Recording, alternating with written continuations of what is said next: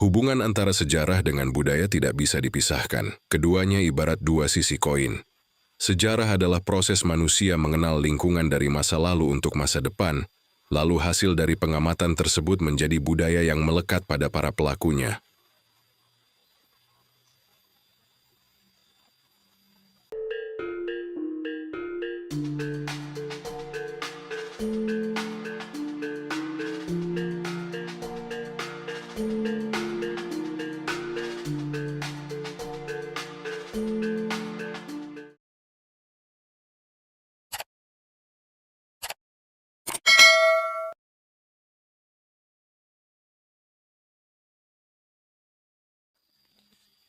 Di Kelurahan Pudak Payung, Kecamatan Banyumanik, Kota Semarang, terdapat tradisi keagamaan yang dilaksanakan turun-temurun yaitu sadranan. Sadranan ini rutin dilaksanakan sebagai bentuk rasa syukur dan penghormatan kepada leluhur. Lokasi sadranan yaitu di Makam Kalimaling. Lokasi ini menjadi pusat kegiatan budaya lokal yang memperkuat ikatan masyarakat di wilayah Pudak Payung.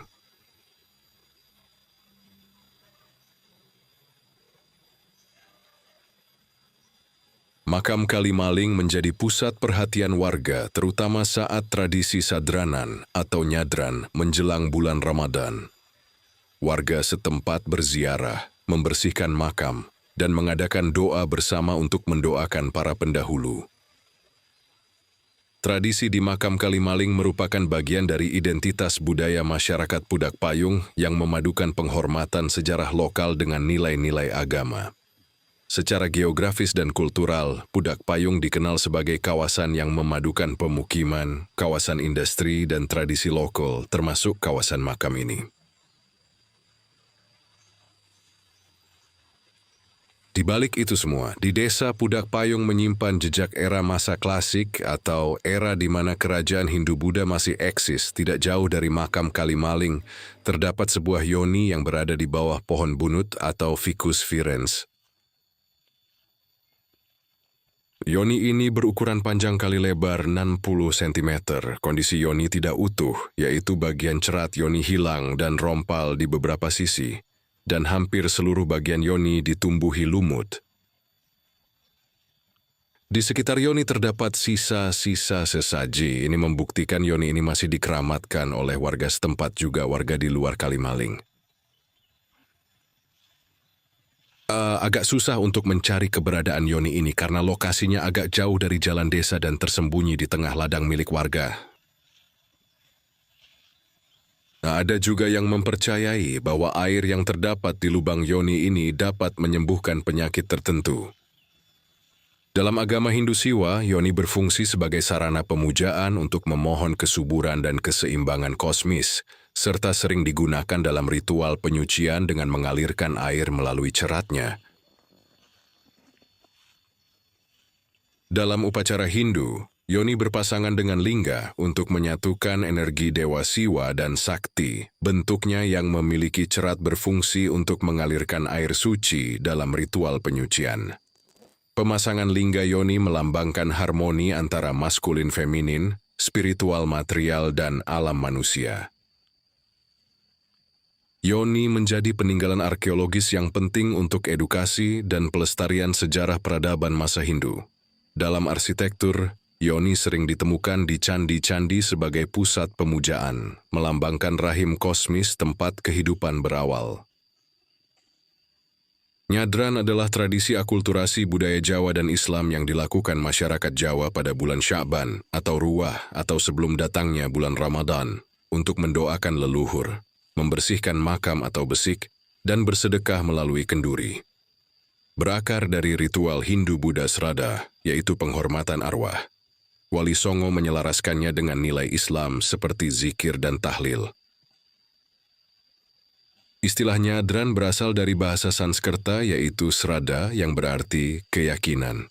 Dahulu, ini adalah tradisi penghormatan arwah leluhur atau raja, khususnya tradisi Sraddha pada zaman kerajaan, tercatat di dalam Kitab Negara Kertagama sekitar tahun 1284. Upacara Sraddha atau pemujaan arwah leluhur. Dalam Kitab Negara Kertagama dijelaskan secara panjang lebar pada pupuh 63 hingga 67.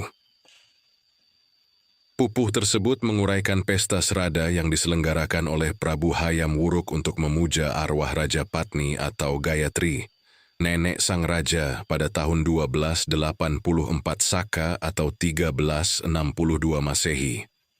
Isi dari bagian ini menceritakan perjalanan, persiapan, hingga jalannya upacara secara terperinci.